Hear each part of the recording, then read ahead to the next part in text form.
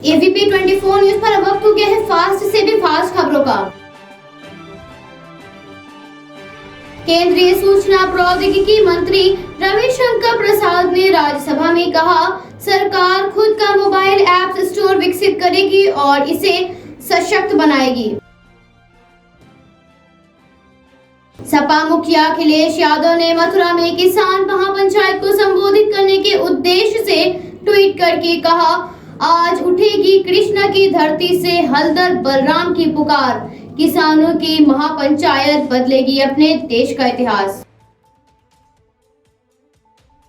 उत्तर प्रदेश सरकार के 4 साल पूरे होने पर मुख्यमंत्री योगी आदित्यनाथ ने अपने ट्विटर हैंडल पर पोस्ट साझा करते हुए लिखा, नए भारत का नया उत्तर प्रदेश।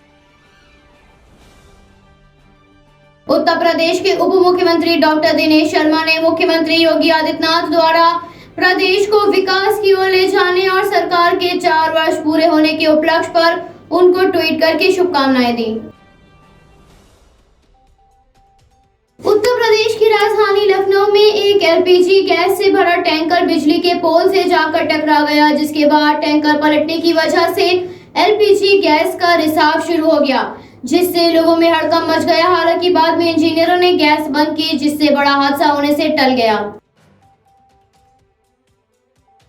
पीलीभीत से लखनऊ आते समय एक बस के ड्राइवर को नींद आ जाने के कारण बस असंतुलित हो गई, जिस वजह से इटौंजा के पास बस का एक्सीडेंट हो गया, जिसमें चालक गंभीर रूप से घायल हुआ है। यूपी में आगामी 23, 24 और 25 मार्च को 15 जिलों में लॉकडाउन लगने की भ्रामक खबर को प्रशासन ने शरारती तत्वों का काम बताते हुए कहा, शासन स्तर से इस तरह की किसी भी फरमान को जारी नहीं किया गया है। इसके साथ ही इस तरह की अफवाह फैलाने वालों की प्रशासन ने खोजबीन शुरू कर दी है।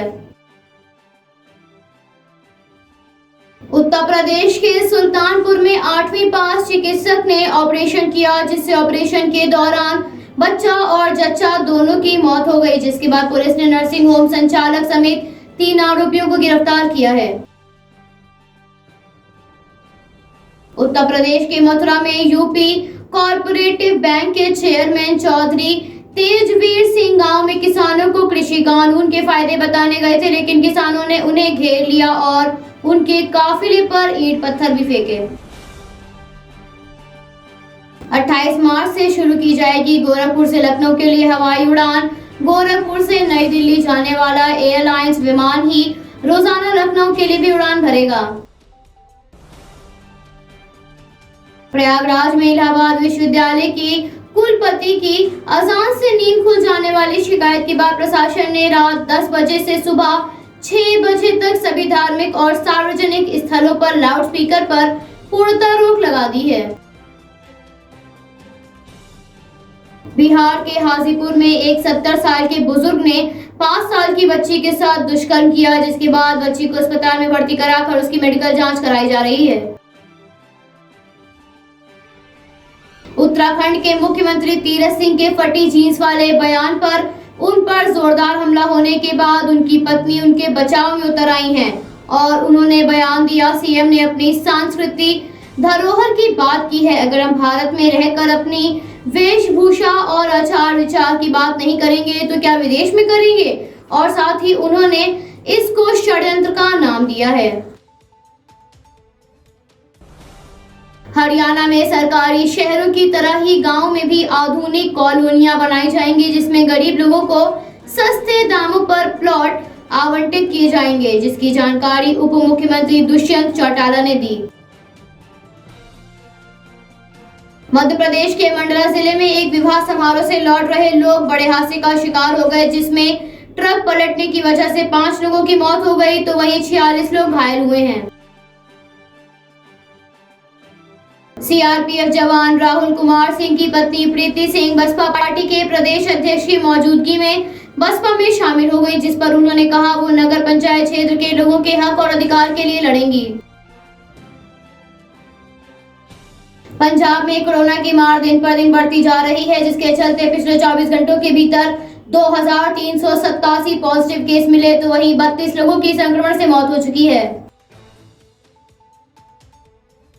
कोलकाता में एक टाटा मैजिक में ड्रग्स ले जाते हुए 2 युवकों को एनसीबी ने पकड़ा, जिनके पास से 4 किलो अफीम बरामद हुई, जिसके बाद उन्हें बरामद माल के साथ मालदा के सेशन कोर्ट में पेश किया गया है।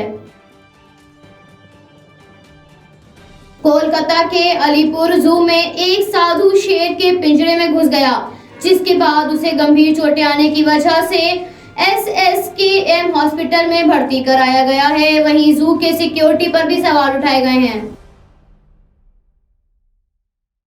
थल सेना अध्यक्ष जनरल मनोज मुकुंद नरवाने सीतापुर के दौरे के दौरान परमवीर चक्र विजेता शहीद कैप्टन मनोज पांडे के स्मारक स्थल पर पहुंचे, जहां उन्होंने शहीद कैप्टन को भावभीनी श्रद्धांजलि दी। जम्मू कश्मीर के पूर्व मुख्यमंत्री फारूक अब्दुल्ला ने पंजाब के दौरे के दौरान सारागढ़ी में शहीदों को श्रद्धांजलि देते हुए कहा, हम भारत का हिस्सा हैं और हमेशा रहेंगे। जम्मू कश्मीर के आतंकनाग में आतंकियों के छिपे होने की जानकारी के तहत सुरक्षा बलों ने तलाशी अभियान शुरू किया, जिसमें 2 गांवों को बंद कर दिया गया है।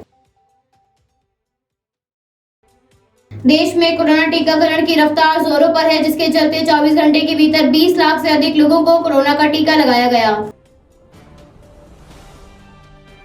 कोरोना का कहर प्रतिदिन बढ़ता जा रहा है, जिसके बाद पिछले 24 घंटों में करीब 40,000 मामले सामने आए। इसके साथ ही संक्रमण से 154 लोगों ने अपनी जान गंवा दी है।